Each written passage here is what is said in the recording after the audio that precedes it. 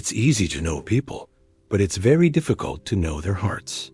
In life, everyone encounters faces they thought were familiar, but turned out to be strangers. Smiles that seem sincere, but behind them lies a void. What hurts people the most isn't necessarily poverty or lack of material possessions, but trusting the wrong people, placing one's heart in the wrong place. There are people who speak very kindly. They are friendly when things are good. They are loyal when things are going well. But when trouble comes, when you are weakest and most in need, they are the quickest to turn their backs. No farewells needed. No reason required. Their silence is enough to make others realize that people's hearts are not like their words. There are also people who are very quiet, not good at comforting, not eloquent. But when the whole world turns its back on you, when you think there's no one left, they are the ones who stand there, not noisy, not promising, just not leaving. And sometimes, that's all it takes. The ancients observed human life for a long time before concluding that the most important thing to learn in life is not how to make money quickly or how to outsmart others, but how to judge people. This judgment is not based on what you hear, but on time. It's not based on words, but on actions taken in times of difficulty. Many people, due to a lack of experience, are easily trusting. They open their hearts after seeing someone treat them well a few times.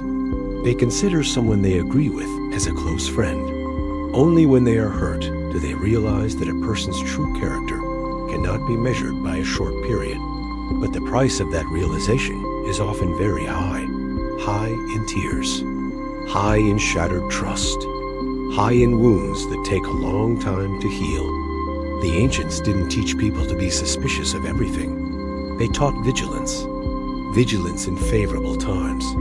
Vigilance when being loved, because that's when it's easiest to be mistaken. When everything is going well, everyone is more likely to appear kind. Only when things go wrong, only when interests are threatened, do people's true natures become most apparent.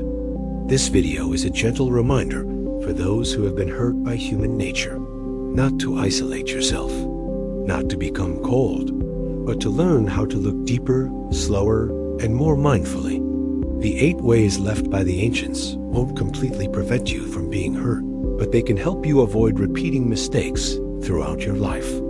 If you've ever trusted the wrong person and paid the price, if you've ever wondered why you were so sincere, yet still got hurt, if you don't want to carry unnecessary pain on your journey ahead, listen to this entire video slowly.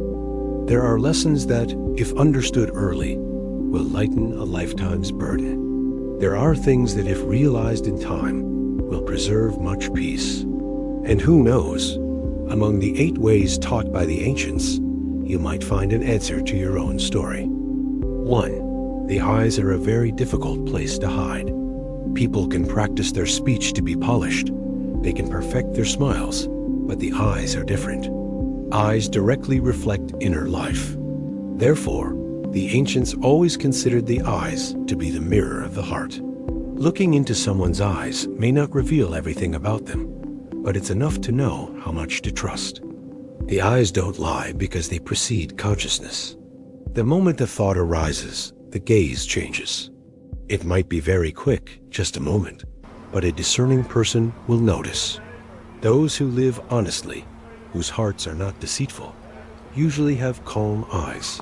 Looking into them reveals depth and warmth. They are not hurried, evasive, or scrutinizing. Their gaze is like still water. It doesn't drag others down, nor does it make anyone wary. Conversely, those with evil intentions often have restless eyes. Restlessness doesn't necessarily mean malice. Sometimes it's an overly sharp gaze, too calculating, too scrutinizing. Sometimes it's a cold gaze, looking without touching, lacking warmth. Some people speak very well. Their gestures are very polite, but their eyes can't stop moving. They dart around constantly. They scan quickly. They observe as if weighing advantages and disadvantages. If the person opposite is sensitive enough, they will feel uneasy, even without knowing why. The ancients taught that when observing people, don't just listen to what they say. Observe how they look at others. Their gaze is reserved for the weak. Their gaze is reserved for those who offer no benefit. Their gaze is reserved when they think no one is paying attention. Those are the moments when their true feelings are revealed. The Analects record a story about Confucius observing a seemingly virtuous scholar. The scholar spoke with utmost politeness, his demeanor humble, and his words constantly echoed morality. Many in the village believed him to be a gentleman. But Confucius, having met him only once, did not employ him. The students wondered why their teacher didn't employ that person. Confucius didn't say much. He only explained that this person's words were in accordance with the way, but their eyes didn't reflect their true nature. When speaking about righteousness, their eyes lit up with praise. When discussing difficult matters, their eyes averted. When facing the poor and suffering, their gaze didn't linger. They merely glanced over.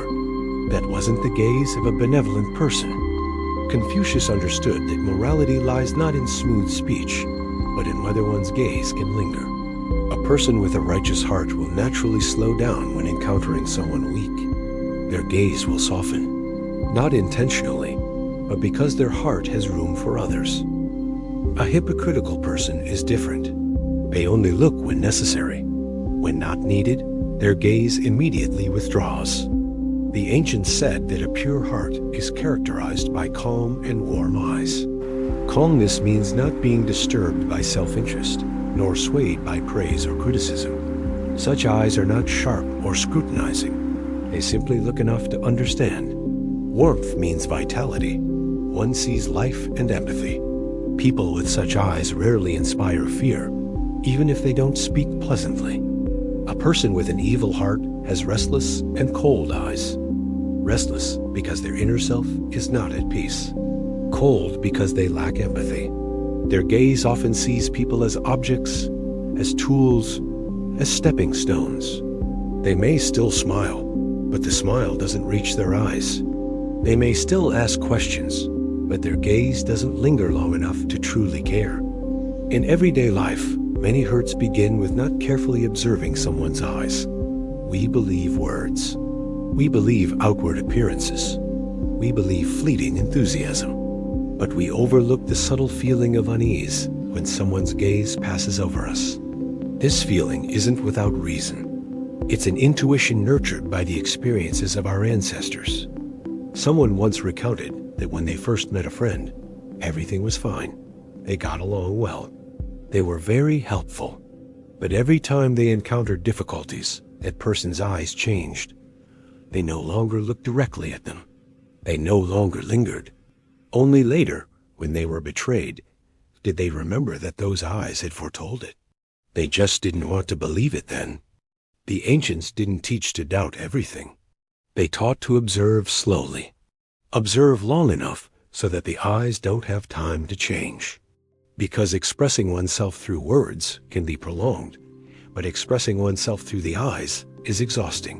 When the benefits are unclear, the hypocrite can still maintain their composure.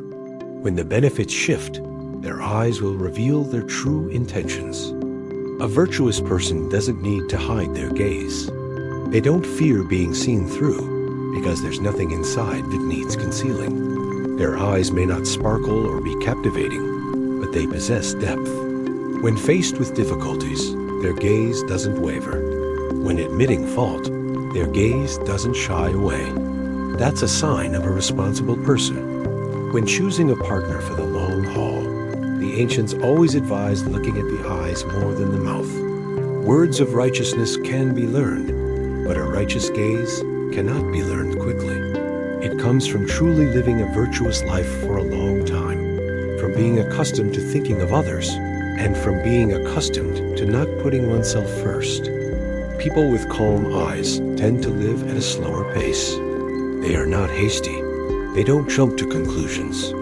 When listening, they look to understand, not to argue. When speaking, their gaze is fixed on the person they are talking to, not seeking reactions from those around them. In their presence, others are more likely to speak truthfully because they don't feel scrutinized. People with restless eyes tend to live life in a hurry. They are constantly observing what they gain, what they lose, who is superior and who is inferior. Their gaze rarely settles or pauses, always searching for opportunities. Others, when around them, unconsciously keep their distance, not out of fear, but because they feel unsafe. Confucius once said that one should judge a person by their state of advantage and their state of disadvantage. But more profoundly, one should observe their gaze at those two times. When they are in a position of advantage, is their gaze overly bright? When they are in a position of disadvantage, is their gaze dim? A person who maintains a nearly consistent gaze in both situations is trustworthy. In today's society, where words are quickly polished, eye contact has become an even more important indicator. Those skilled at presentation often know how to say what others want to hear, but the eyes still reflect true motives. Who is looking to understand you? Who is looking to use you? Who is looking to surpass you? If you remain calm enough, you will see. Learning to read someone's eyes isn't about judging them, but about self-protection. It's about knowing how much to open up, who to walk the long road with, and who to end relationships with early on. The ancients said that one mistake in choosing a person can cost a lifetime, and the eyes are the earliest sign to avoid that mistake. More importantly, by understanding that the eyes are a mirror of the heart, we also learn to look at ourselves. When we look at others, what is the look in our eyes? Is it calm? Is it warm? Or is it chaotic with calculations? Or is it cold with indifference? Because others are looking back at us in the same way. Cultivating the mind begins with cultivating the gaze. When the mind is pure, the gaze naturally becomes peaceful. When there is no longer excessive ambition, the gaze softens naturally. When there is no longer a desire to win or compete, the gaze becomes less sharp. That is when others feel at ease when they are near you. The ancients taught us to judge people, but they also taught us how to be a good person. When our gaze can linger long enough on the suffering of others, when our eyes don't just glance at the vulnerable, when we don't need to use our eyes to weigh self-interest, at that moment, even without saying a word, we are already trustworthy. Knowing people is difficult. Knowing their hearts is even more difficult. But the eyes are the shortest path to understanding them. No need for extensive analysis. No need for complicated reasoning. Just slow down, look a little closer, and most importantly, dare to trust your deepest feelings. Because many times, the eyes have spoken the truth. We just didn't want to listen. 2. Words are not just for communication. Words are the echoes of the inner self. Ancient wisdom teaches that to understand a person, don't just listen to whether what they say is right or wrong, but listen to how they say it. Their tone, frequency, content, and even what they don't say, all reflect their inner life. People can hide their thoughts, but it's much harder to hide their speaking habits.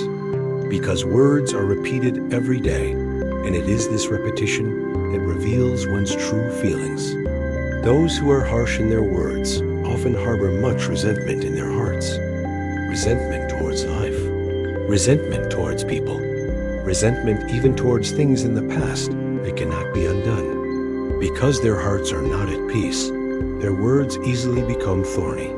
They may not swear or use vulgar language, but every word they say is sharp, piercing, and makes others recoil. Such people are prone to criticism. They are sarcastic. They constantly bring up past mistakes. They talk more about other people's wrongdoings than their successes. When they hear good news, they look for flaws. When they see someone succeed, they are suspicious. It's not because they are bad people, but because they are accustomed to living with dissatisfaction. And this long-standing dissatisfaction will eventually erupt in words. Conversely, those who are gentle in speech are often those who have inner peace, not because they are free from suffering, but because they have not allowed suffering to control their speech. Their words may not be eloquent or skillful, but they have a slow pace. There are pauses. There is consideration. They rarely say hurtful things, not because they're afraid, but because they don't see the need. When offering advice, they choose to speak in a way that leaves others room to maneuver. When disagreements arise, they discuss the issue rather than attacking the person. This is a sign of inner peace where there's no need to win with words. The ancients also taught a very subtle sign. Those who talk a lot and boast often have a feeling of need within. They lack security. They lack recognition. They lack a sense of contentment. Because they are empty inside, they have to fill the void with words. Those who have enough rarely boast, not because they are humble in a moral sense, but because they don't need to. Their achievements lie within. They don't need to be shown off. Those who lack are different. They need to talk to reassure themselves. They need to boast to convince themselves that they are valuable. Those who talk a lot about money often lack security regarding money. Those who talk a lot about morality often lack security regarding morality. Those who talk a lot about power often lack security regarding their position. The ancients observed this not to ridicule, but to understand the essence. A very famous story in Buddhist scriptures illustrates this clearly. The story of the handful of salt, the cup of water, and the lake. One day, the Buddha asked his disciples, "If I put a handful of salt into a cup of water, what will happen?" The disciples replied, "The water will become salty and undrinkable." The Buddha then asked, "What if I put the same handful of salt into a large lake?" The disciples replied, "The saltiness will be negligible, and the lake will still be usable." The Buddha concluded, "The same handful of salt, but in different places, yields different results." The human mind is the same. If the mind is small, even a slight hurt can lead to harsh words. If the mind is great, the same thing is merely a minor disturbance, not a change in taste. A person with a small heart is like a small cup of water. When things don't go their way, their words immediately become bitter. An unintentional remark from someone else is enough to provoke a fierce reaction. A small injustice will cause them to complain endlessly. This is because their heart is not yet broad enough to tolerate. People with hearts like a vast lake are different. They can still sense the salt, but the salt doesn't completely spoil them. They hear harsh words, but they don't let them consume their minds. They experience sadness, but they don't turn it into hurtful language. The ancients said that cultivating the mind begins with cultivating speech. This isn't because words are more dangerous than actions, but because speech is the easiest action to repeat. Every day, we speak hundreds, even thousands of sentences. Each sentence is like sowing a seed. Harsh words sow seeds of resentment. Gentle words sow seeds of peace. Boastful words sow seeds of unease. And those seeds don't just fall on others. They fall back on ourselves. Those who are accustomed to speaking harshly live in harsh environments. Those who are accustomed to speaking peacefully live in peaceful spaces. Some people don't understand why they encounter negative reactions everywhere they go. They think it's because of life, because of other people. But if they look back, they'll see that their words always have a sharp edge, always a point, always a sense of superiority and competitiveness. The environment only reflects what they utter. There are also people who speak very little, but every word they say soothes others. Not because they say something profound, but because their words are non-judgmental. They don't add salt to someone else's cup of water. Being around them makes it easier to breathe. In the past, when choosing long-term friends, people paid close attention to what was said in anger, when things weren't going their way, and when they weren't being listened to, because in those moments, true feelings are revealed. A person with a calm mind maintains their composure, while a person with a troubled mind will express it all through their words. The important thing is that the story of the salt doesn't teach us to avoid salt. Life cannot exist without salt. Life cannot exist without disagreements. It teaches us to broaden our minds. When the mind is broad enough, words naturally become less bitter. No need to force it. No need to moralize. Controlling one's speech isn't about holding back. It's about understanding that every word returns to one's own heart before reaching others. When you find yourself talking too much to show off, ask yourself, what am I lacking? When you find yourself speaking harshly, ask yourself, what am I resenting? When you find yourself wanting to say more, ask yourself, where am I feeling insecure? When the heart is open and honest, words will naturally adjust. There's no need to promise change. There's no need to force yourself to speak well. Just live fully, live slowly, and be true to your inner shortcomings. When the lake is large enough, a handful of salt is no longer frightening. The ancients said, listen to others to know whether they are living in a cup of water or a lake. But more profoundly, listen to your own words every day, because no one is closer to you than your own voice, and no one is influenced by your words more than yourself. 3. In life, there's a paradox. The more intelligent a person is, the less they speak. The more empty-headed a person is, the more boisterous they become. This isn't because intelligent people are arrogant or cold, but because they understand the value of silence. Ancient people viewed silence as a measure of a person's depth. The deeper the water, the calmer it is. The more tranquil a person is, the harder they are to read. Intelligent people are not those who have nothing to say. On the contrary, they understand a great deal. But it is precisely because they understand that they know when to speak and when to stop. They know that words can save lives, but can also reveal themselves.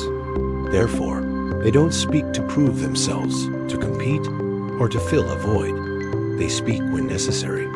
And when they do speak, their words are usually short but accurate. Falsehoods are different. They fear silence. Because in silence, the emptiness within is easily seen. So they create noise. They talk incessantly. They complain. They judge. They boast. They argue. Not to find the truth, but to mask their own insecurities. They need sound to reassure themselves that they still exist and have value. Some people feel insecure when they are alone. They become irritable when no one is paying attention. When the conversation dies down, they hastily fill in with a meaningless remark. That's not extroversion. It's a fear of being abandoned and seen through. Because when there's silence, the mask has nowhere to hide. The ancients said that to know a person's depth or shallowness, don't look at them when they speak. Look at them when they are silent. How do they react when misunderstood? How much composure do they maintain when attacked? Do they retain their integrity when ignored? Wise people don't rush to explain themselves. They know that time will reveal the truth. Deceitful people rush to explain, argue, and try to win others over to their side. Silence is not weakness. Silence is when we are strong enough not to react to any stimulus. A weak person is someone who feels compelled to speak up about everything. A strong person is selective. They choose what is worth saying, when to speak, and choose silence when words no longer hold value. There's an old story that goes like this. A wise man, when insulted in a crowded marketplace, remained silent and walked away. His students, indignant, asked why he didn't retaliate. He simply smiled and said, "If I don't accept it, whose words belong to me? The one who insulted me carried their own anger with them. I don't need to help carry it for them." Wise people understand that each reaction lowers them to the same level as the person causing the conflict. They don't need to win the argument. They just need to maintain their composure, to preserve the clarity of their mind, to keep their energy from being dragged down by petty things. Conversely, hypocrites are terrified of being seen through. They fear silence because in silence, the observer's gaze can penetrate deeper. They fear emptiness because emptiness reveals flaws in their character. Therefore, they use speech to cover it up. But the more they talk, the more they reveal themselves. The more they explain, the more confused they become. The more they try to appear intelligent, the more their shallowness is exposed.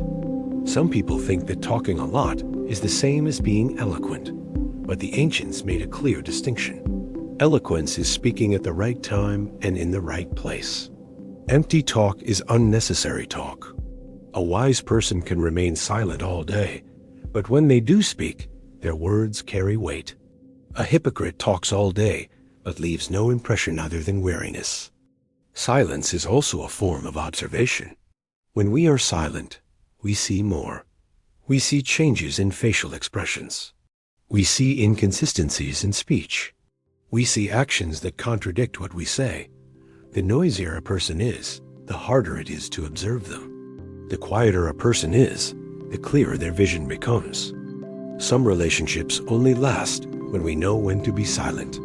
Not everything needs explaining. Not every misunderstanding needs immediate clarification. Wise people know that sometimes silence is the way to preserve a relationship.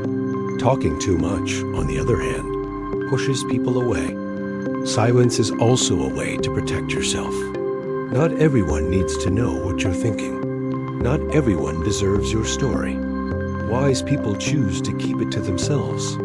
Keep it to themselves. Keep it to the right people. Because they understand that speaking out in the wrong place will turn their feelings into a burden. Ancient wisdom teaches that cultivating wisdom begins with cultivating silence. Not being completely mute, but preventing the mouth from speaking before the heart. When the mind is disturbed, words are easily misinterpreted. When emotions are heated, words easily cause hurt. When the ego is large, words easily harm oneself. Let's look back at the times we regret. Many come from hasty words. Few come from silence. Silence gives us time to reflect.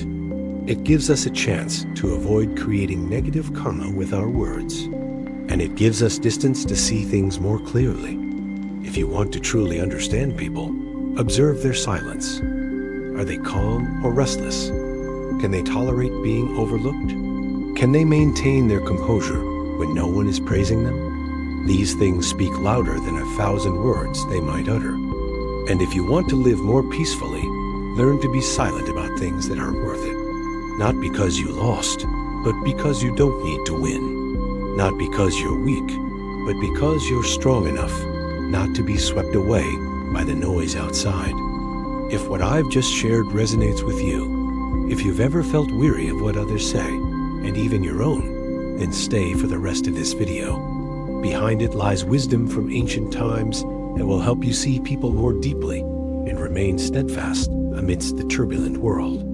And if you find this content valuable for your awakening journey, please subscribe to the channel and leave a comment. Every contribution from you is a motivation for us to continue sharing profound and helpful insights for our inner lives. 4. To understand a person, the ancients taught that one should listen to them talk about someone who is absent. When the person being talked about is not present, there is no need to maintain an image. Words reveal the truest feelings. The way a person tells stories about others is a reflection of their inner life. People who gossip often harbor envy. They aren't always malicious or intentionally trying to harm others. Sometimes they simply can't stand the feeling of others being better than them. They feel uneasy when someone is doing better and frustrated when someone receives praise. The easiest way to alleviate that feeling is to bring the other person down with their words. They recount other people's faults in great detail. They remember them for a long time, even the smallest things. When they tell the story, their voice often carries a subtle sense of schadenfreude, as if seeking agreement to legitimize their inner feelings of jealousy. But the more they talk, the heavier their hearts become. Because each time they speak ill of someone, they are nurturing the seed of envy. Judgmental people are different. They don't necessarily speak ill of a specific individual, but they have a habit of judging. Everyone is put on a scale, from their lifestyle and speech to their work ethic. They quickly conclude what is right or wrong, good or bad. But behind that habit lies an inner unease. A person with a peaceful mind doesn't need to judge much. They understand that everyone has their own circumstances, karma, and path. A person with an uneasy mind needs to judge to create a sense of superiority. When they criticize others, they temporarily feel right. But that rightness is very fragile. It only exists as long as there is someone to criticize. The ancients said that the human heart is like a garden. Whatever grows in the garden, the mouth will pick and offer. If the garden is full of weeds, the words will be full of thorns. If the garden is full of wholesome flowers, the words will naturally be gentle. Virtuous people don't take pleasure in the faults of others. It's not that they don't see the faults. They see them very clearly, but they don't use those faults as entertainment. They understand that dwelling on the faults of others darkens their own hearts. And joy built on the mistakes of others is poisonous. Some people's eyes light up at the mention of bad news, while they remain indifferent to good news. This is a sign that their minds have become accustomed to negativity. Even if such people don't directly harm anyone, the environment they create makes others feel exhausted. Spending time with them can easily drag your own spirit down. Conversely, virtuous people, when speaking about others, usually choose to speak kindly. If they must mention shortcomings, they do so with regret, not gloating. They don't embellish, exaggerate, or use others' mistakes to elevate themselves. And they always know when to stop. Ancient wisdom teaches that if someone is willing to speak ill of others to you, then in turn, they will speak the same way to others. Slander has no end, it only changes target. Therefore, wise people are very cautious when listening. They don't join in. They don't add fuel to the fire, because they understand that each time they join in, they are putting themselves into that vicious cycle. By observing how someone tells a story, we can also tell whether they respect the law of karma. Those who understand karma know that speaking ill of others sows bad seeds. Those seeds will sooner or later return. Perhaps not through the person being spoken about, but through other circumstances, other relationships, or even through inner turmoil. Some people wonder why they encounter controversy wherever they go. Why are there always unpleasant things happening around them? It's very possible that they've become accustomed to negative events as topics of conversation. Whatever the mind is accustomed to, life will bring that to them. Virtuous people aren't always flattering, nor are they hypocritical. They simply keep their mouths clean. They don't become a conduit for emotional garbage. They don't carry on the negativity of others. To truly understand someone, listen to how they speak about someone absent. Their words don't just speak about the person being mentioned. They reveal much about the speaker. They tell you whether they are living in envy or tolerance, in insecurity or peace, in shallowness or depth. And when you want to cultivate yourself, start here. Before speaking about others, ask yourself whether your words will purify your own mind or weigh it down. Will they make the shared space more peaceful or more chaotic? If not, silence remains the most virtuous choice. Our ancestors didn't teach us to strive for perfection. They taught us to protect ourselves, to protect our words, to protect our stories. Because the fortune or misfortune of a person's life often begins with how we speak about others every day. 5. To truly understand a person, the ancients taught not to judge how they treat those in power or those who benefit them. Instead, judge how they treat those weaker than themselves, those who have nothing to give, those who cannot reciprocate, those who have no voice. It is there that their true nature will be revealed.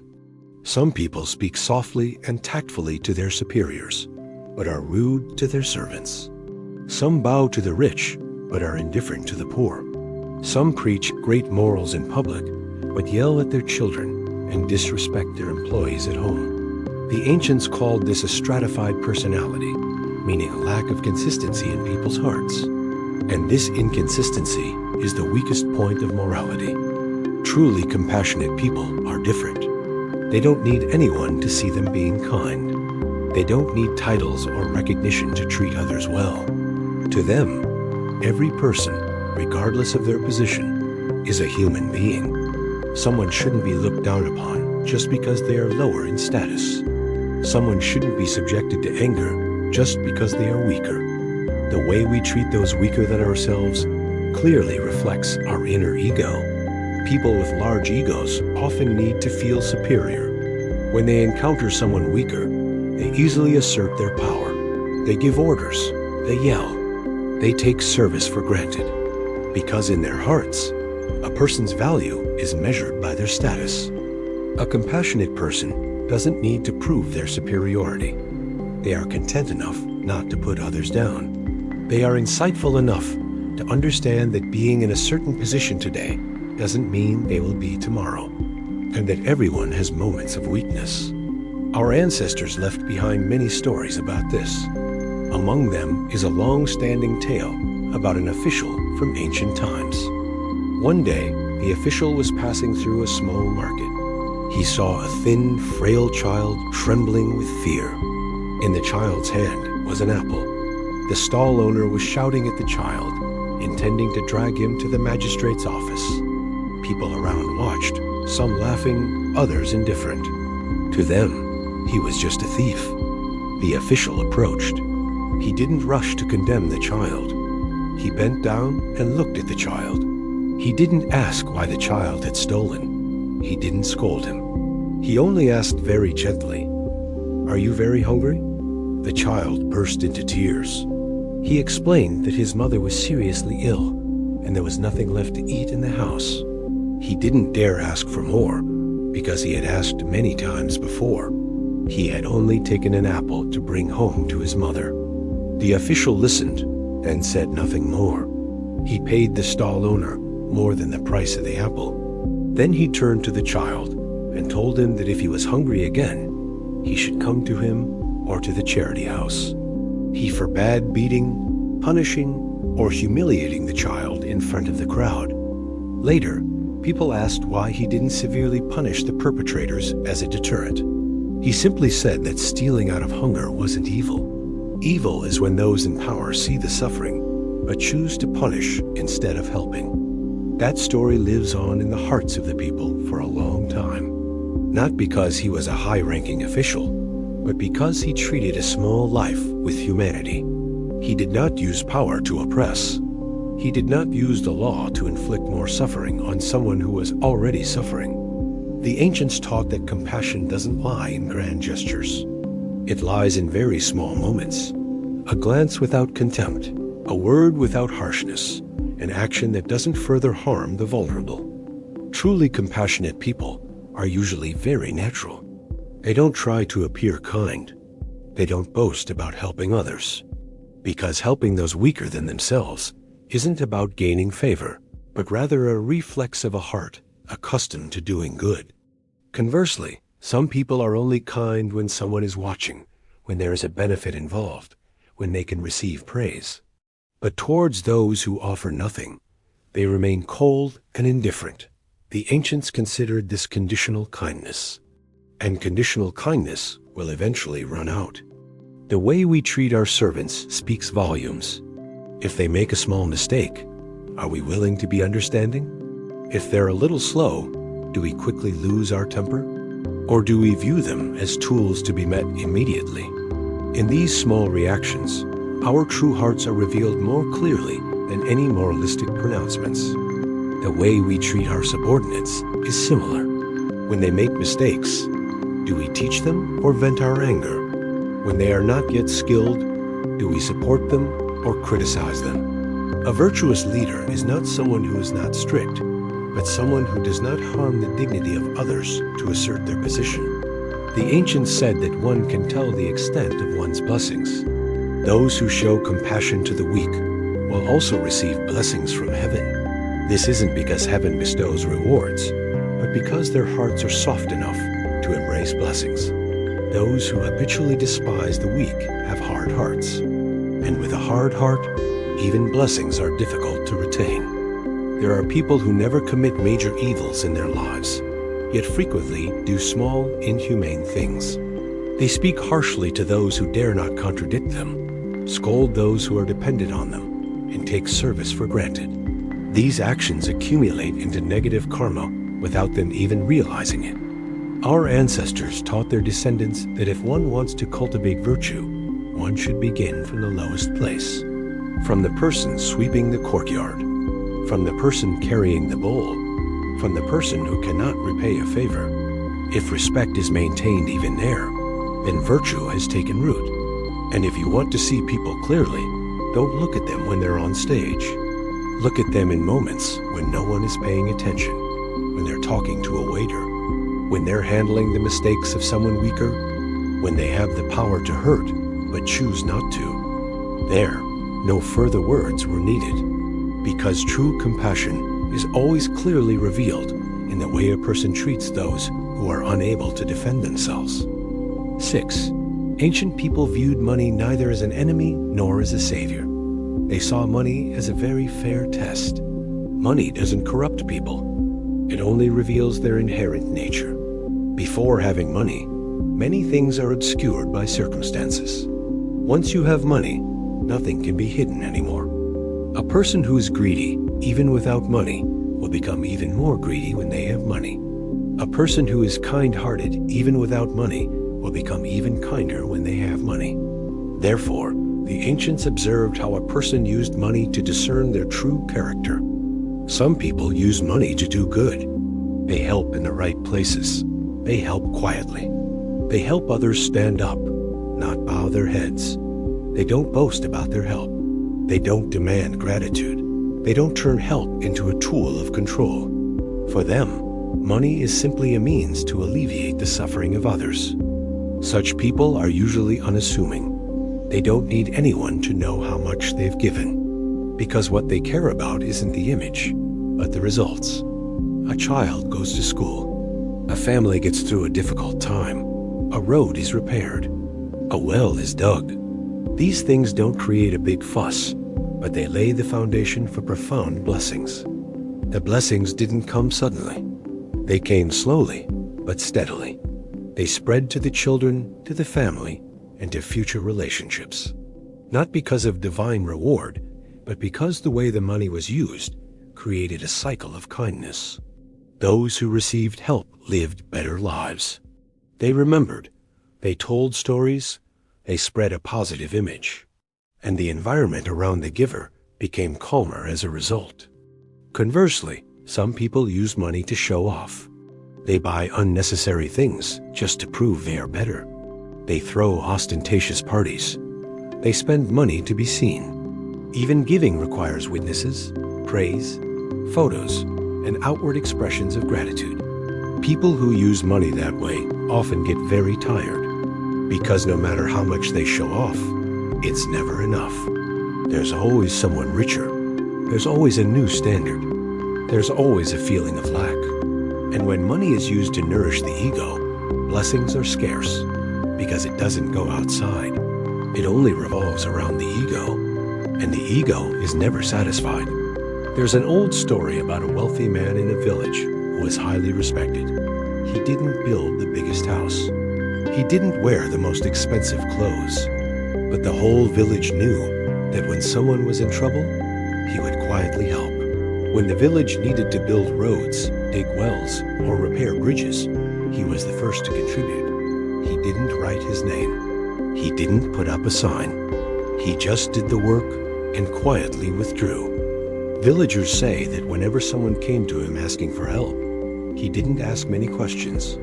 He only asked how much they needed to get through the difficult time. Then he gave it to them. He didn't force them to repay. He never brought it up again. Some people later became more prosperous and wanted to repay him. Whether they accepted or not was up to them. He never demanded it. Years later, when he passed away, the entire village took it upon themselves to handle the funeral arrangements. No one asked. His descendants grew up under the protection of the community. Wherever they went, they received help. Whatever they did, they had people to support them. Not because they were rich, but because they inherited a very strong foundation of blessings that their ancestors had quietly sown. The ancients saw it as the transmission of blessings. Not the transmission of money, but the transmission of people. Money will eventually be spent. People will remain. Those who use money to create blessings are depositing their wealth into an invisible but very secure bank. The interest rate may not be high, but it will never be completely lost.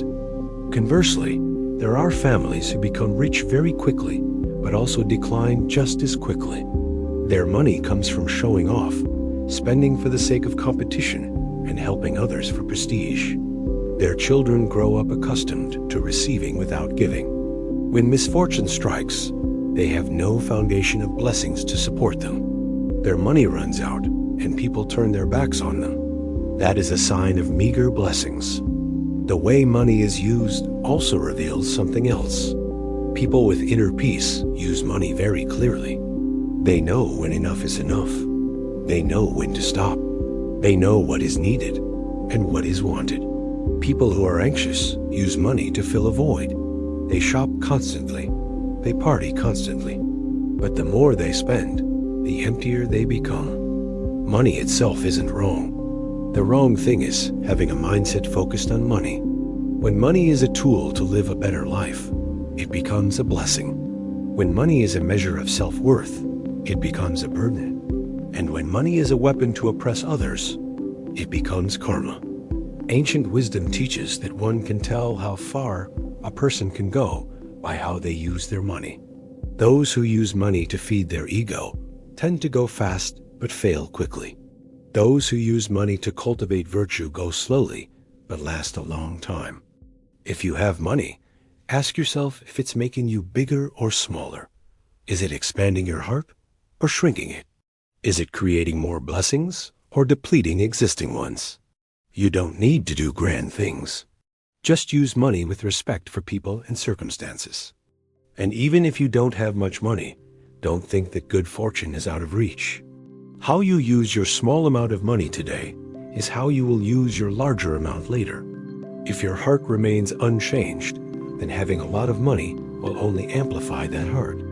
If what I've just shared makes you see money differently, if you want to learn how to maintain lasting happiness for yourself and your descendants, please stay for the rest of this video.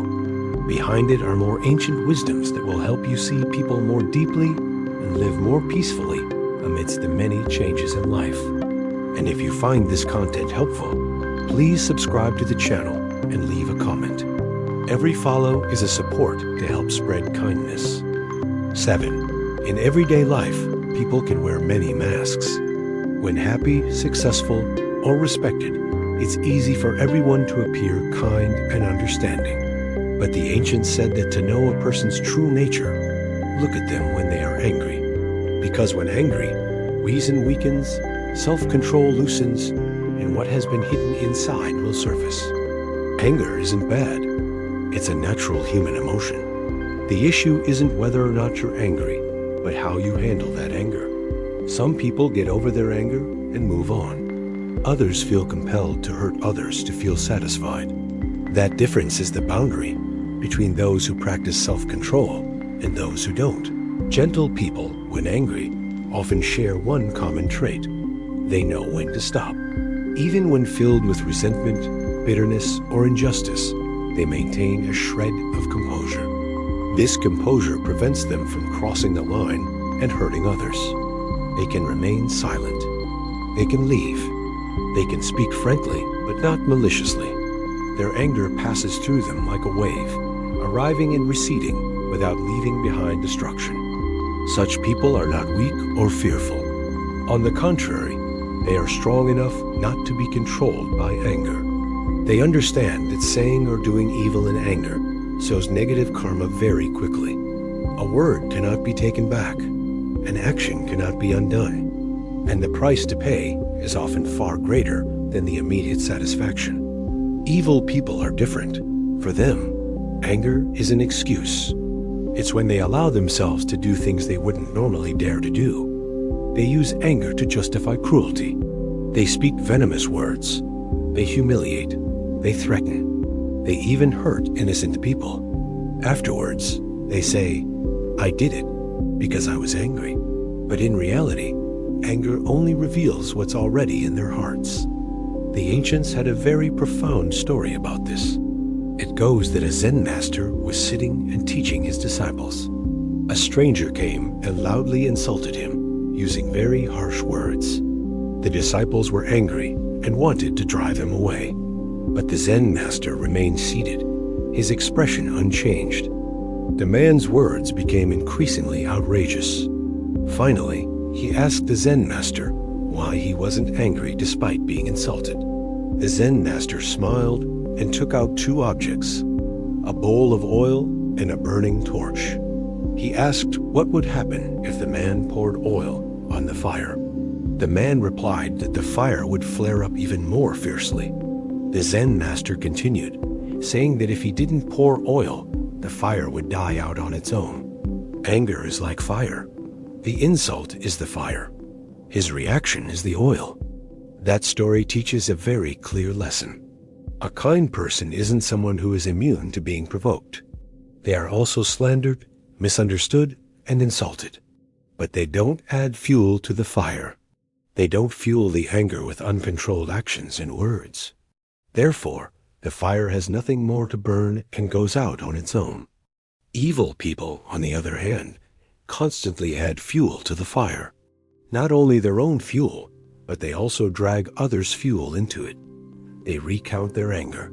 They seek acquiescences. They harbor resentment. And that fire not only burns others, but it burns them as well. It burns their sleep. It burns their health. It burns their relationships. Observing a person when angry reveals whether they respect boundaries. When angry, do they dare to hurt someone weaker? Do they use words to belittle others? Do they bring up past grievances as weapons? Do they use other people's secrets as leverage? These things say a lot about their true morality. There are ordinary people who speak very eloquently about morality.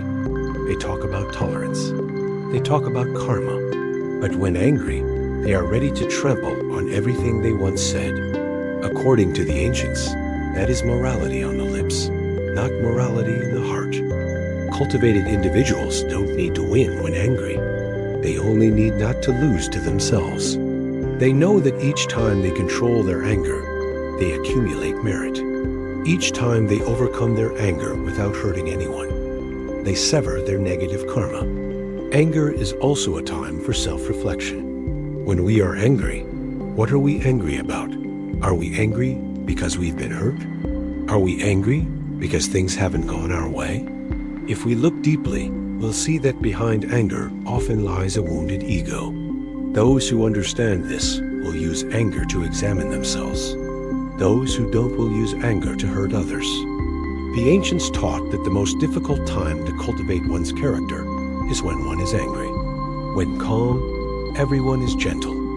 When benefiting, everyone is lovable. But to remain virtuous, even when hurt, wronged, or insulted, that is the true root of happiness. If you want to truly understand people, remember the times they got angry. Not to condemn them, but to understand them. Understand whether they knew when to stop, whether they knew how to apologize after making a mistake, whether they showed remorse. Those things are more important than whether their anger was loud or soft. And if you want to live more peacefully, practice observing yourself in your anger. It doesn't need to be perfect.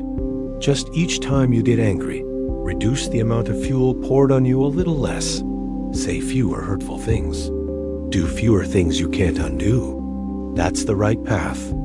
If what I've just shared has made you see anger differently, and if you want to learn how to control yourself better when your emotions run high, stay for the rest of this video. The following parts will continue to help you see people more deeply and avoid mistakes that could ruin your whole life. And if you find this content valuable, please subscribe to the channel and leave a comment. Every act of support is a reminder for us to live more mindfully and compassionately together each day. 8. In life, no one can avoid being offended. No matter how good one is or how careful one's speech, there will be times when one encounters harsh words, contemptuous glances, or disrespectful behavior. The ancients didn't ask whether a person was offended, but rather how they reacted when it happened. For it is that momentary reaction that reveals their true state of mind. A person who practices spiritual discipline, when insulted, usually doesn't react immediately. Not because they don't understand what's happening, nor because they endure it to the point of self-inflicted suffering. They pause, just a single breath, a very brief silence. But it is that very silence that makes the difference between mindfulness and delusion. The moment of being offended is when the ego is hurt, criticized, belittled, rejected. A natural human reaction is to retaliate, to speak out, to prove oneself, to win. Those who practice self-cultivation also sense this emotion, but they don't let it take their way. They observe it. And because they observe it, they are not swept away. Those who haven't practiced spiritual cultivation are different.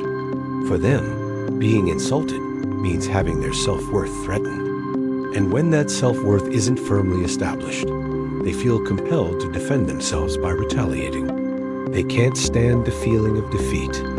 They can't stand silence. They can't stand others thinking they're inferior. So they react immediately, with sharp words, with a loud voice, with hurtful actions. The ancients called this a reflex of an unsettled mind.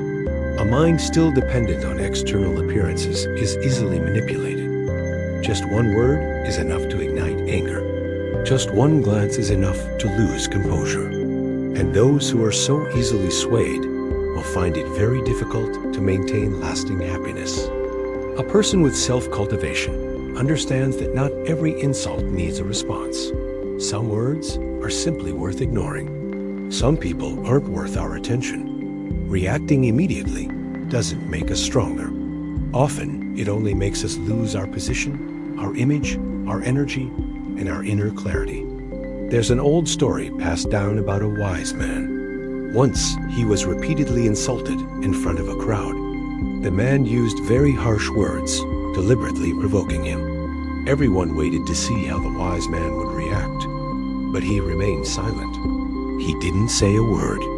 After the man grew tired and left, someone asked why he endured it. He replied that if someone brings garbage to your doorstep and you don't accept it, then to whom does the garbage belong? That story doesn't teach us to be submissive. It teaches us the right to choose. We don't have the right to control what others say, but we do have the right to decide whether or not to accept it. And a person who practices spiritual cultivation knows how to retain that right for themselves. Reflexes reveal the level of consciousness because they occur before thought.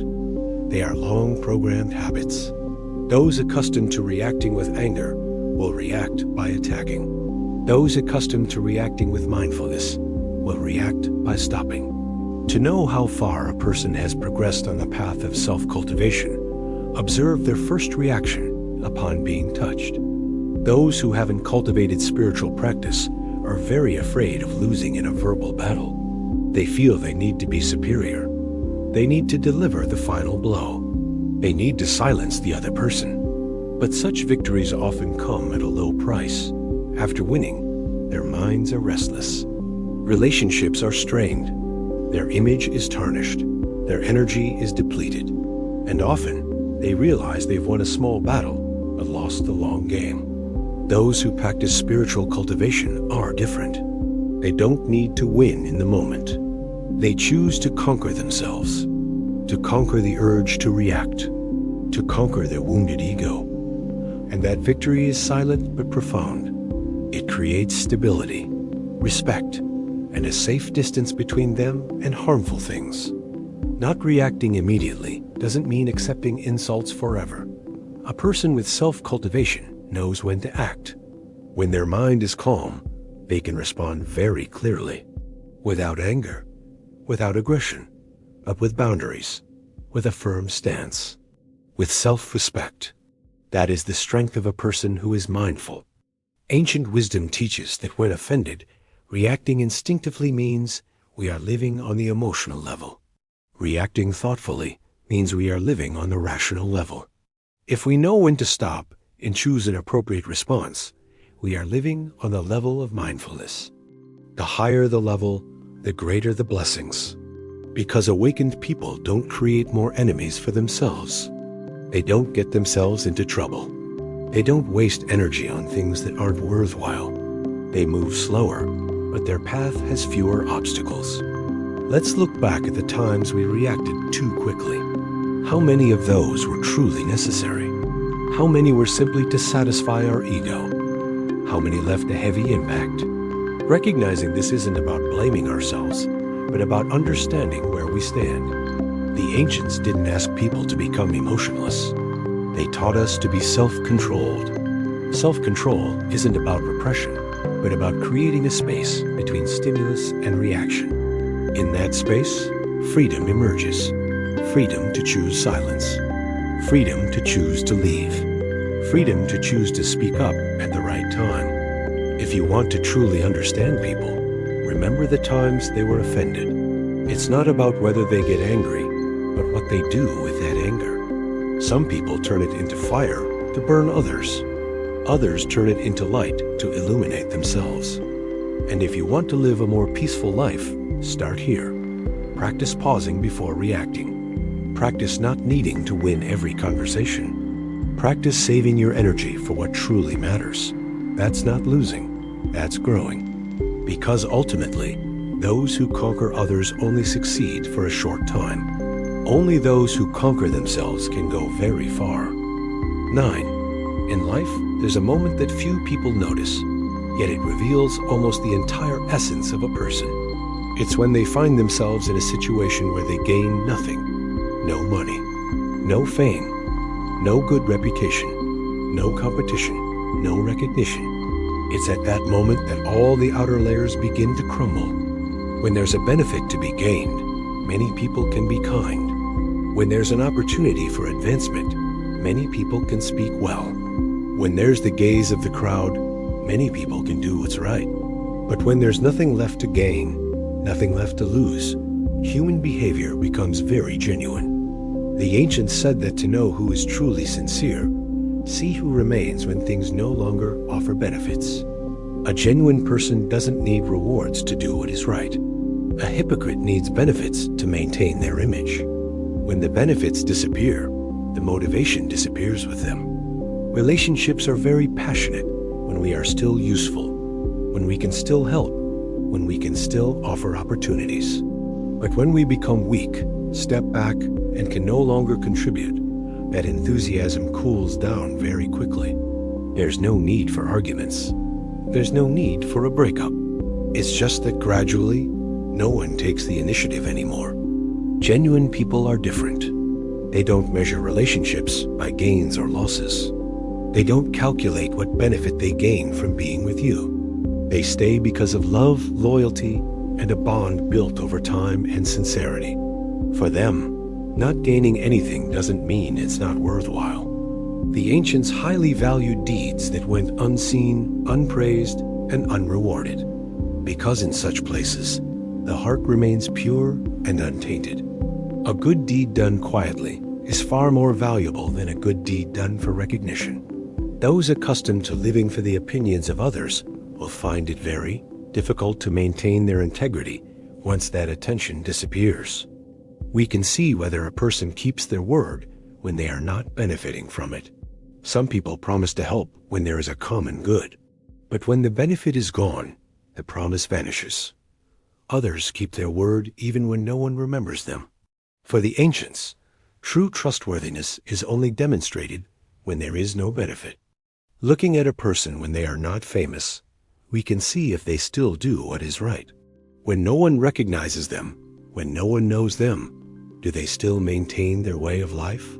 Or do they become lax? Do they do things carelessly? Do they choose the easy path? Fame is no longer a motivation, only conscience remains. By observing a person when there is no competition, we can see if they are truly at peace. Some people are only kind when they need to win. When there is no competition, they no longer care.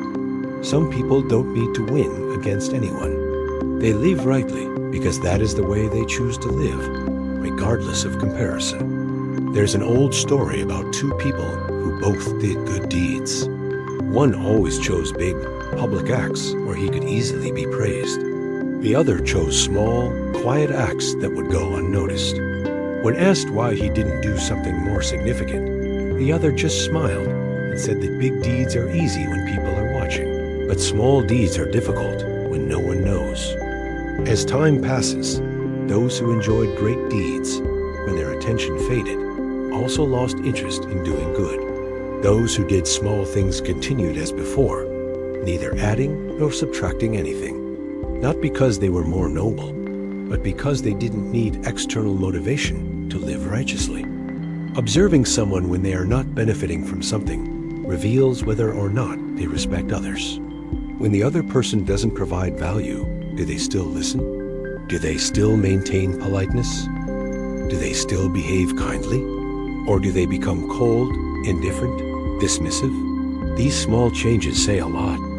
There are people who are only kind to those who can help them. They are indifferent to those who cannot. But there are also those who maintain a consistent attitude, without distinction between rich and poor, without changing their tone or demeanor. Such people are rare, and the ancients considered them to be people of true character. Not receiving any benefit is also a time for people to confront themselves. When there is no reward, no encouragement, do we still do what we believe is right? Or do we give up? Or do we compromise? Or do we say, oh well, whatever? These choices silently shape our character. Some people go through life without committing any major evils, but they are accustomed to doing good only when it benefits them. They do it when it doesn't, and stop when it doesn't. On the surface, they don't seem mad, but their roots aren't deep enough. When faced with great challenges, they easily abandon what they once believed in. Sincere people are usually quiet.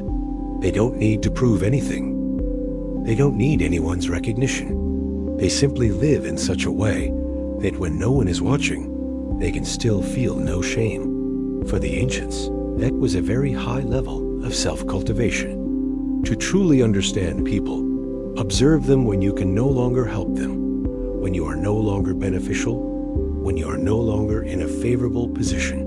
Who still treats you the same way? Who still maintains respect? Who still stays even without a clear reason? Those people are truly valuable.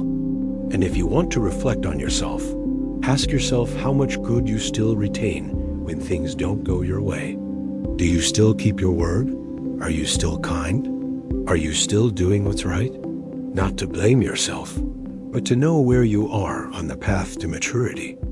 Ancient sages did not teach people to live for profit or to fight against profit. They taught people not to let profit dictate their entire way of life. Because when profit becomes the center, people easily lose their roots. When roots are lost, no matter how much one acquires, one remains empty inside. Ultimately, true happiness lies not in how much we possess, but in what we retain when we have nothing. Retaining integrity, maintaining trustworthiness, maintaining unconditional kindness. It is there that our true selves are revealed, and it is there that our character is most clearly defined. 10. In life, there are subtle tests, yet their weight is enough to reveal a person's true character. Wealth tests intelligence, success tests virtue, and poverty tests integrity. When a person falls into hardship, loss, and despair, there are few options left to conceal their true nature. Poverty not only reveals what we have, but also exposes who we are. The ancients said, wealth breeds etiquette, poverty breeds thieves. But that's only half the truth. Poverty can push people down the wrong path, but it can also bring out their best qualities. The issue isn't the poverty itself, but the mindset when facing it. Some people, when they are poor, become resentful. Resentment towards life, towards others, towards fate. From resentment comes anger, and from anger comes malice. They believe they have the right to do wrong because they have suffered so much. Gradually, they sacrifice righteousness for immediate gain. They may overcome a difficult period, but they lose something far more important: trust in the foundation of their good fortune. But there are also people who, no matter how poor they are, still maintain their integrity. They lack money, but not morality. They lack opportunities, but not self-respect. According to the ancients, such people are trustworthy because they have overcome one of life's most difficult challenges without losing themselves. The story of Mr. Thin who lost everything, but still kept his spirit. Mr. Thin was once a well-off businessman in the area. Not extremely wealthy, but he had enough to eat and wear. His children received a good education, and he had a decent house. He lived simply, without showing off or looking down on anyone. People in the village spoke of him with quiet respect. Then disaster struck. A failed business venture, coupled with a serious illness among relatives, meant that within a few years, his life savings were almost completely wiped out. His house had to be sold, his land mortgaged. Business associates gradually distanced themselves. Even the initial inquiries and well wishes faded with time. Some people in that situation would become bitter, but Mr. Thin was not. He was sad, of course, but he didn't resent it. He accepted reality with quiet composure. What surprised others was that even though he had become much poorer, he still maintained his old way of life, speaking moderately, working honestly, and not complaining about his fate. Once, an old acquaintance suggested a shortcut to him. He argued that a slight mistake would quickly yield benefits, enough to turn the situation around. Mr. Thin remained silent for a long time before refusing. He said very softly, "Money can be earned back, but if I lose my integrity, my descendants will pay the price." Later, someone asked him if he regretted it, saying that if he had taken that risk back then, things might have been different. He just smiled and said, "Being poor but still able to sleep peacefully is already a sign of wealth. Doing wrong to escape poverty, I fear that poverty of the heart is even more terrifying." It was during that period of poverty that many people began to see him in a different light. Some quietly helped him. Others introduced him to suitable jobs. There was no fanfare, no condescending favors. But little by little, his life gradually stabilized. He didn't become as wealthy as before, but he had enough to live on, enough security, and enough to hold his head high. Ancient people viewed poverty as a purification of the soul. When there is no longer money to conceal one's true self, no longer status to rely on, people are forced to confront their most vulnerable selves. At that point, righteousness is no longer a concept, but a choice for survival. Those who maintain their integrity even in poverty are not easily swayed by greed. They are not easily betrayed because of desperation. They are not easily hurt by others just to lessen their own suffering. Such people, although they may suffer losses now, rarely fall into despair in the long run. This is because they still uphold their integrity, something that makes others dare to stay and help them. Conversely, some people, when poor, are willing to trample on everything. They cheat, resent, blame, and even turn against those who once helped them. They may overcome a difficult period, but these cracks in their character will stay with them for a long time, silently closing doors for the future. The ancients did not glorify poverty, but they highly valued how people lived in poverty. Poverty without meanness, lack without cruelty, suffering without losing one's morals. That is a kind of silent blessing, not immediately apparent, but enduring. If you want to truly understand a person, don't just look at them when they're successful. Look at them when they're down on their luck. When they have nothing left, what do they still hold on to? If they retain their integrity, their sense of duty, and their conscience, such a person, even at rock bottom, has the foundation to go the distance. And if one day you yourself fall into poverty, remember, poverty is a circumstance, not a person. Circumstances may change, but you choose who you are. Maintaining inner peace in poverty is maintaining a path back, not just back to material abundance, but back to inner peace. 11. There are 3 great tests in life. Poverty tests integrity, wealth tests virtue, and power tests the heart. If poverty reveals a person's most vulnerable side, then wealth reveals their most vulnerable side. Because when one has money, status, and choices, it's easy to forget who they are and where they came from. The ancients said that being rich without arrogance is a great blessing. Being rich and humble is a great blessing. because wealth is only an external thing. Virtue is what keeps wealth for a long time or makes it disappear quickly. A person without enough virtue to bear the weight of money will find that no matter how quickly it comes, it will also disappear just as quickly. When a person becomes wealthy, they face many crossroads. One is to use that wealth to elevate themselves above others. The other is to use it to deepen their inner selves. Those who choose the first path often shine brightly for a short period.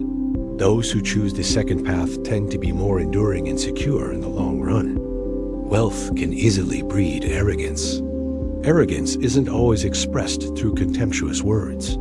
Sometimes it's simply an attitude of considering small tasks insignificant, viewing those who were once equals as inferior, or dismissing reminders as bothersome. As ego grows along with wealth, blessings begin to diminish without the person experiencing them realizing it. The ancients observed very carefully how a person behaved when they became wealthy. They didn't look at how much they flaunted their wealth. They looked at whether they could still humble themselves, whether they remembered past favors, and whether they maintained moderation in their words and way of life. The story of Mr. T, the water carrier, who became rich. In his youth, Mr. T was just a water carrier for hire in the area. Every morning, he carried water to each house and shop, earning a few pennies in return. The work was hard, but he never complained. If anyone asked for extra work, he would help if he still had the strength. If anyone was short of money, he would carry water for them first, and they could pay him back when they had the money. Someone asked him why he didn't give up that arduous job and find something else. He smiled kindly and said that any job that could provide for himself without harming others was a good job. He felt no shame in carrying water. He only feared doing something wrong. Thanks to his hard work and integrity, he gradually saved up some capital. He bought larger water containers and hired more people to help carry them. Then he opened a clean water sales point for the entire neighborhood. Everything happened slowly but surely. People in the area trusted him because he was honest, didn't raise prices during difficult times, and didn't abandon anyone in need. Many years later, Mr. T became quite well off. Not filthy rich, but well enough to be considered wealthy in the area. Strangely, he hardly changed. He still dressed simply. He still spoke softly. He still did things himself that others in his position considered unnecessary.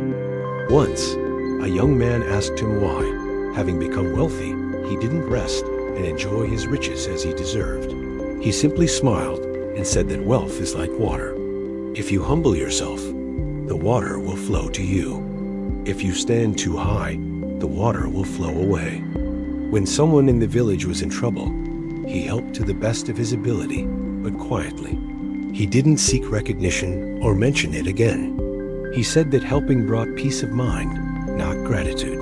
That's why, when he needed help, people in the area came to him on their own. No one asked. No one calculated. The ancients called this wealth without changing one's heart. For such a person, wealth lies not only in money, but also in relationships, respect, and blessings for their descendants. Conversely, many people change very quickly when they become wealthy, so quickly that they don't even realize it.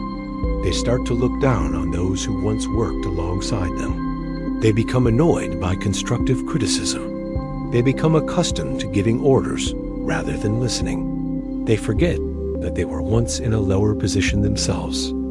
The change was quiet, but the consequences were profound. Benefactors gradually distanced themselves. Those who were truly sincere no longer wanted to be near. The remaining relationships were mostly based on self-interest. When storms came, those relationships dissolved very quickly. The ancients didn't object to becoming wealthy. They simply reminded us that wealth is a test. Those who pass that test with humility will find their blessings growing ever greater. Those who fail because of arrogance, even if they are currently at a high position, have already begun their descent. Humility doesn't diminish a person. It strengthens their position. Like a ripe rice plant bowing its head, the fuller its grains, the less it lifts its head. A virtuous person understands that their current success is due not only to themselves, but also to many other contributing factors. Understanding this, they naturally know how to humble themselves. Wealth, when combined with humility, becomes a great source of blessings, not only for oneself, but also for those around. It creates a circle of goodness. Those who receive help will remember the kindness. Those who help will maintain peace of mind. Blessings will flourish accordingly. If you want to truly see a person, look at them when they have everything they need. Observe how they treat others when they no longer need anyone. When they are in a high position, do they remember how low they once were? When they become wealthy, do they become richer in spirit or only in their wallets? And if one day you yourself become wealthy, remember that wealth is a condition, not a guarantee. The guarantee of lasting happiness is virtue. The higher you are, the more humble you should be. The more you have, the more content you should be. By maintaining that, wealth will not become a burden, but a true blessing for a lifetime. 12. In life, failure is an unavoidable hurdle. Some people change their destiny after just one setback. Others stumble many times without growing. The difference lies not in the degree of failure, but in how people confront it. Ancient wisdom observes people very carefully at this point, because this is when their true nature is most revealed. When successful, everyone can speak well. When things are going smoothly, everyone is easily kind. But when failure occurs, when things don't go as planned, when reputation is lost and fortune vanishes, only then do you know what kind of heart a person is living with. Failure is like a mirror reflecting directly into one's inner self. There's no hiding, no avoiding. It can't be faked for long. Some people, when they fail, immediately blame others. They blame the circumstances, others, or fate. They talk endlessly about the injustices they've suffered, about the people who didn't help them, about society that didn't give them opportunities. The more they talk, the more resentment they feel. The more resentment they feel, the more their vision becomes blurred. For such people, failure not only takes away their achievements, but also their ability to learn. Blaming others provides them with a momentary sense of relief, but that relief is a false sense of security. Beneath the surface lies a growing resentment. When people become accustomed to blaming others, they gradually lose the ability to take responsibility. And without taking responsibility, they cannot grow. Without growth, it's easy to repeat the same mistakes in a different form. The ancients said that resenting life is like locking the door to good fortune. Because when the heart is full of resentment, the eyes only see external faults. Such a person no longer sees their own shortcomings. If they don't see them, they won't correct them. If they don't correct them, failure will only change form, not disappear. But there are also those who, when faced with failure, choose to turn inward. They are sad, they hurt, but then they quietly reflect on themselves. They ask why this happened. Because of which decision? Because of which personality? Because of which habit? They don't torment themselves, but they don't avoid the truth either. Self-reflection isn't about blaming yourself. It's about understanding yourself, understanding your strengths, understanding your weaknesses, understanding your limitations, understanding even ambitions that exceed your capabilities. People who know how to reflect on themselves after failure are often a little slower than others, but their path is much more secure. The ancients called this learning the way in adversity. The way is not only found in scriptures. The way is found in every time life teaches us a lesson through pain. Those who learn grow. Those who don't learn simply repeat the same mistakes. Someone asked why some people experience devastating failures, but then go very far. It's because they don't see failure as an enemy. They see it as a teacher, a strict but fair teacher. It teaches by taking away what we cling to, so we can see clearly what we are relying on. Those who learn from failure often change profoundly. They become less arrogant, less impatient, less inclined to take shortcuts. They understand that there are prices to pay before achieving what is worthwhile. They also understand that not everything they want is what they need. Conversely, those who resent failure often carry an unhealed wound. This wound makes them doubt everything. They no longer trust anyone. They no longer trust themselves. They either become bitter or give up.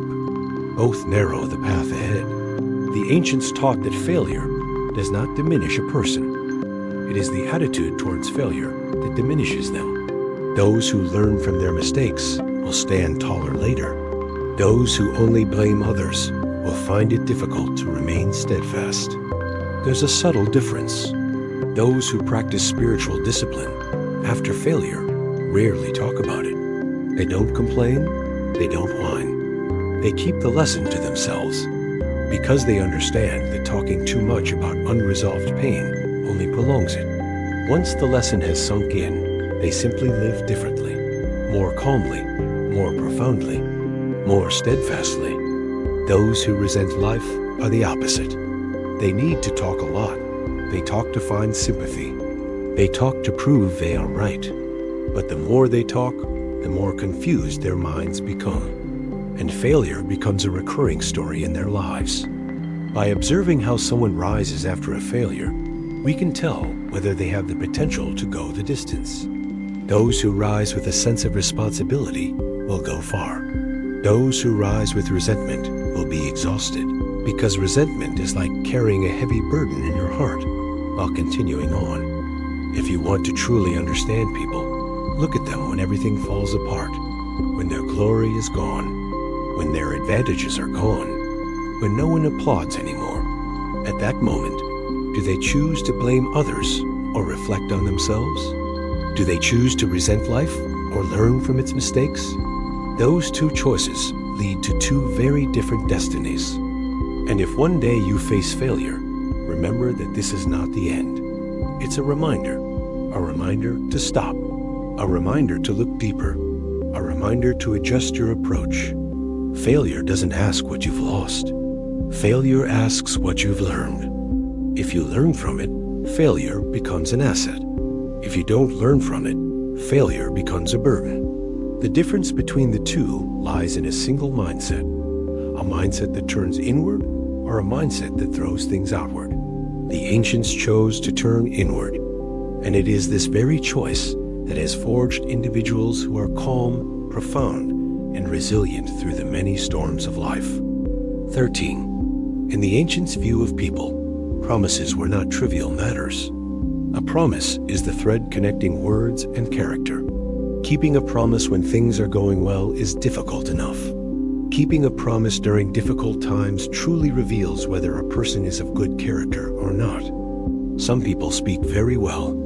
They make many promises. When things are going smoothly, they appear generous, readily committing to all sorts of things. But when circumstances change, when the benefits disappear, when things become difficult, their promises quietly vanish. No explanation, not a proper apology, just silence or justification. The ancients called this speaking before acting, meaning words precede the inner capacity for responsibility. Such people aren't necessarily bad, but they lack substance. They tend to speak based on momentary emotions, impulses, and a desire for approval from others. When reality demands accountability, they back down. Keeping promises in difficult times is a very fair measure, because at that moment, people have to choose between their own interests and the integrity of their character. Choosing to keep the promise often means a small loss in the short term. Choosing to break the promise might ease the burden temporarily, but that very choice determines how far that person will go. People with integrity view promises as a debt of honor. They don't make promises carelessly. Before promising, they consider it very carefully, not because they are afraid of responsibility, but because they understand that a promise is a part of themselves placed in the hands of another. Once placed, it must be kept. The ancients said, "A word spoken is hard to catch, even with 4 horses. This isn't because horses are fast, but because once words leave the mouth, they leave the heart. A person who keeps their word is a person who keeps their heart. Because to keep a word, one must have inner stability. One must be able to withstand pressure. One must accept losses when necessary.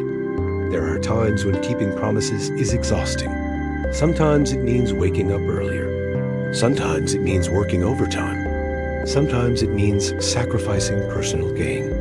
But it is during these times that character is strengthened. Each time we keep our word in difficult times, our inner foundation grows a little thicker. Conversely, every broken promise, however small, erodes the foundation. Initially, it's just a minor incident that goes unnoticed. Then it becomes a habit, and it becomes a routine. The person gradually loses trust without even realizing it. By the time they truly need someone to trust them, it's too late.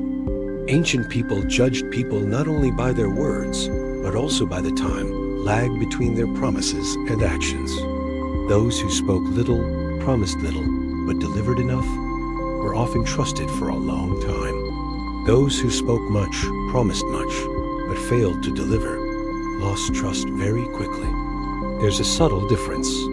Truly trustworthy people don't often talk much about keeping their promises. They consider it normal. Conversely, those who frequently break promises often make excuses. They justify it with circumstances, reasons, or being busy. But excessive justification only reveals their irresponsibility. Keeping promises doesn't always mean being rigid. There are unavoidable circumstances. But people with integrity will proactively clarify things. They apologize. They explain directly. And they find ways to make amends. They don't leave others to guess. They don't let silence cause further hurt. People who talk big but don't really care are different. They're used to avoiding the issue. They remain silent and let it pass. They hope time will make others forget. But time doesn't erase the feeling of being disregarded. It only pushes that feeling deeper. And at some point, trust crumbles very quickly. Ancient wisdom holds that keeping one's word is a virtue. Virtue needs no validation. It creates its own magnetic pull. Those who keep their word for a long time will naturally attract people. Not because they are the best, but because they are trustworthy. In a world of constant change, trustworthiness is a rare asset. There are people who aren't exceptionally talented, but they go very far. This is because they accomplish something seemingly small, but very difficult. They say less than they're capable of, and they do everything they say they will. Such people move slowly, but their path is straight. Few turns, few detours. If you want to truly understand a person, don't just listen to their promises when things are going well. Observe them when things get difficult, when there's no longer any benefit, when keeping their word causes them harm. At that point, will they still be in the position they promised? And if you want to cultivate yourself, start here. Before making a promise, ask yourself if you have the ability. If you're not sure, it's better to remain silent. If you've made a promise, do everything you can to keep it, because every promise kept is a brick in the building of character. Every broken promise is a silent crack. Our ancestors didn't teach us to be perfect. They taught us to be trustworthy. And trustworthiness doesn't come from grand pronouncements, but from small promises kept consistently, especially during the most difficult times. 14. In the ancients' view of people, long-term relationships were one of the clearest and most honest measures. There's no need to ask what they said or promised. Just look around them to see if there are people who have stayed for many years. There are old friends. There are long-term companions. There are people who remain loyal even when their interests are gone. That alone speaks volumes. In life, one may meet many people, but retain very few. Meeting for personal gain is easy. Staying together out of loyalty is difficult. A lasting relationship isn't about the absence of conflict, but about both parties having the foundation to overcome those conflicts without abandoning each other midway. They are always surrounded by people. Parties are lively. They have a wide network of relationships. But if you look closely, very few relationships last for many years. Many people are there when they are doing well. They are absent when they are struggling. When they are no longer useful, people leave very quickly. But it's not always because others are ungrateful. Very often, it's because of how they treat others. People who only live by self-interest often create short-term relationships. They're close when there's benefit, but distant when the benefit is gone. There's nothing to hold on to because the foundation of such relationships is never sincerity. They're more like a transaction than a genuine commitment. The ancients said that virtuous people often have old friends. Not many, just a few. But they are very enduring because they don't treat others as tools. They don't only seek them out when needed, nor do they abandon them when others fall on hard times. It is this consistency that creates long-term trust. Long-term relationships often go through ups and downs. There are misunderstandings. There are disagreements. There are times of distance. But there's still a thread that makes both sides want to sit down together again. That thread isn't about self-interest, but about shared memories, respect, and a sense of security when they're together. People who can't maintain long-term relationships often exhibit several characteristics. They are calculating. They are sensitive to gains and losses. They are quick to leave when things don't go their way. They are more accustomed to replacing others than to improving themselves. Initially, it may seem easygoing, but in the long run, it leads to loneliness. Some people complain that they only meet fickle people, but if they look back, they'll see a common thread. Their relationships all start very quickly and end just as quickly. They never truly invested in building a foundation. They never patiently accepted their differences. They never learned how to keep someone when the initial excitement fades. Conversely, people with a solid foundation tend to be slow in forming relationships. They don't rush into close friendships. They observe. They maintain a certain distance. But once they consider someone close, they are very persistent. They don't leave because of one disappointment. They choose dialogue over cutting ties. They value the process more than fleeting emotions. The ancients judged character by its longevity, because time does not lie. A hypocrite can act for a period, but it's difficult to maintain that facade for many years. Over time, anything insincere will naturally fall apart. Only what has substance will remain. There's something very profound about this. People who maintain long-lasting relationships are often those who know how to compromise. They know how to apologize. They know how to listen. They know when to be silent. They don't need to win every time. They understand that keeping a person is more important than losing. Such people may not be flashy, but they are very warm and caring. People who can't maintain long-term relationships often have a large ego. They find it hard to admit their mistakes. They are easily offended. They are accustomed to demanding without considering whether they have given enough. Every time a rift arises, they choose to leave to protect their ego. But in doing so, they gradually lose those who could have stayed with them the longest. Looking at long-term relationships is also about looking at blessings. Blessed people usually don't lack sincere friends, not because they are rich or talented, but because they make others feel safe when they are around them. Safe enough to speak honestly, safe enough to be vulnerable, safe enough not to have to be on guard. If you want to truly understand a person, look at who has been with them for many years. There's no need to ask how glamorous the relationship is.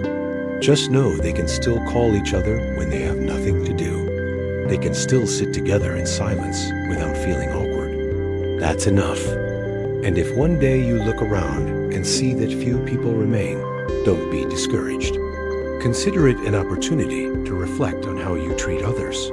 Perhaps you need to learn to slow down, be deeper, less self-serving, more meaningful. Lasting relationships don't come from quantity, but from quality and consistent kindness over the years. Our ancestors didn't teach us to make many acquaintances. they taught us to cherish those we love. Because those who stay with us for a long time are the clearest reflection of our true selves. And as we grow older, it is these enduring relationships that prevent life from feeling empty, cold, and lonely. 15. In the ancients' view of human nature, karma is the most profound mirror. Not everyone believes in karma, but everyone lives within it. The difference lies in how people react when the consequences arrive. Do they avoid it or accept it? Do they resent fate or reflect on themselves? This attitude reveals the level of consciousness of each individual. The law of cause and effect is not superstition. It's a very real-life logic. You reap what you sow. Doing good brings peace of mind. Doing harm to others brings unease. The consequences may not come immediately, but they don't disappear. They only change form and timing. Those who don't understand the Dharma are often very afraid of karma. They avoid mentioning it. When things don't go their way, they immediately look for external causes. They blame others for harming them. They blame circumstances for being unfair. They blame fate for not being kind. They see themselves as victims of life. And the more they think this way, the heavier their hearts become. Avoiding the consequences of their actions gives them a momentary respite, but the price they pay is prolonged stagnation. Because by always looking outward, they fail to see what needs fixing within. Without fixing it, the cycle continues. It's the same lesson, but learned through much more pain. The ancients said that blaming heaven is closing the door to wisdom. Blaming others is cutting off the path to maturity. When the heart is filled with resentment, a person no longer has the tranquility to see the truth. Every piece of advice is heard as an attack. Every event is seen as injustice. Conversely, those who understand the way are not those who never encounter misfortune. They also experience illness, loss, and misunderstanding. But the difference is that they accept it. Acceptance is not resignation. Acceptance is looking directly at it, looking at what this teaches them, looking at what seeds they sowed in the past, that they are reaping this fruit today. Those who understand the way do not resent heaven, because they know heaven owes nothing to anyone. They do not blame others, because they understand that each person is merely a karmic connection in their own story. If the lesson didn't come through this person, it would have come through another way. Understanding this, their hearts naturally become much lighter. There's something very profound. When a person truly accepts karma, they no longer need to justify themselves. They don't need to prove they're right. They don't need to recount their grievances. They silently do their part. Correct what needs correcting. Let go of what needs letting go. It is this very silence that creates immense inner strength. Those who evade the consequences of their actions often live in constant stress. They fear confronting the truth, looking back, and taking responsibility. They try every way to push their mistakes out of their minds. But the more they push, the more confused they become. Because deep down, they still know something is wrong. Those who understand the way are different. They dare to admit their mistakes, not to torment themselves, but to find freedom. Once they admit it, there is nothing left to hide. There is nothing left to fear. Their minds are then very firm, like someone standing upright in the rain, instead of running away and still getting wet. Ancient wisdom dictates how far a person has progressed on the path of self-cultivation by observing their approach to karma. Beginners often harbor much resentment. Those who have progressed further experience less resentment. Those who have progressed very deeply have almost no resentment left. This is not because life has been more lenient, but because their hearts have become broad enough to embrace it all. Some people become very quiet after a major event. Not bitter, not pessimistic, just reserved. They speak less, smile less, but every word carries weight. Every decision is slow and steady. That's a sign of someone who has learned the lesson of cause and effect. Conversely, some people become more aggressive after a traumatic event. They are easily angered, suspicious, and aggressive. They carry wounds they don't understand, and wounds that don't understand are very difficult to heal. The way someone talks about their past reveals how they confront karma. Those who understand the Dharma speak of the past with serenity, as if recounting a journey. Those who don't understand the Dharma recount it with resentment, as if describing an unjust sentence. The ancients taught that those who do not resent heaven will not be abandoned by heaven. Those who do not blame others will not be abandoned. This is not a promise, but a natural consequence. When the mind is at peace, decisions are clear. When decisions are clear, the path becomes less winding. If you want to truly see a person, look at them when the consequences come, when loss occurs, when the advantage is gone, when all reasons become meaningless. At that moment, do they run away or accept it? Do they complain or quietly learn their lesson? And if one day you yourself face undesirable consequences, remember that this is not punishment. This is a message, a reminder to stop, to reflect, to live differently from now on. Those who understand the way do not ask for worldly mercy. They only ask for enough mindfulness to navigate through it. They do not resent heaven. They do not blame others. They simply quietly sow good seeds starting today, because they know that karma is not quick to act, but they also do not forget it. And the most peaceful path always begins with a heart that knows how to accept and transform. Having completed this journey, you've probably realized something very important. Understanding people's hearts isn't about becoming suspicious, wary of everyone, or withdrawing into fear. The ancients never taught people to live in suspicion. They only taught people to live mindfully. Be mindful not to place your trust in the wrong people. Be mindful not to give too much to those who only come when they benefit. Be mindful not to be blinded by a few flattering words and forget to consider the long-term consequences of their actions. When you understand this, you don't become colder, but gentler. Understanding people's true nature helps you know who to cherish. Cherish them not because they are perfect, but because they have substance. Substance in consistent kindness. Substance in how they treat those weaker than themselves when things aren't going their way, when they face difficulties, when they fail. Such people may not stay with you for life, but when they are truly genuine. Understanding people's hearts also helps you know who to let go of. Letting go isn't about resentment, nor is it about winning or losing. It's about understanding that some relationships are only meant to last a certain distance. Some people come to teach you a lesson, then leave. Trying to hold on only exhausts both of you. Knowing when to let go is a form of wisdom. It helps us conserve energy for those who deserve it, save time for things that nourish the mind, and preserve inner peace. Most importantly, understanding people's hearts is key to preventing your own heart from being hurt for too long. Life is full of conflicts. Some people learn from their first encounter, while others suffer repeatedly because they refuse to see. When we understand the nature of people, these wounds will no longer be deep, but will become valuable life experiences. We don't need to change others, nor do we need to prove ourselves right. We just need to live mindfully enough not to put our hearts in vulnerable places. Then, whether people come or go, our hearts will still have room to breathe. The ancients said that a wise person doesn't seek to be betrayed by others. A wise person only seeks to avoid betraying themselves.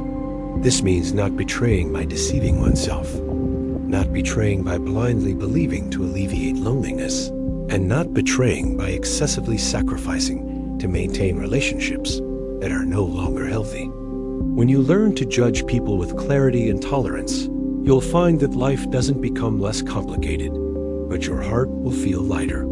And that is true happiness. If you find this video helps you gain a little more insight amidst the complexities of life, please subscribe to the channel to continue this journey.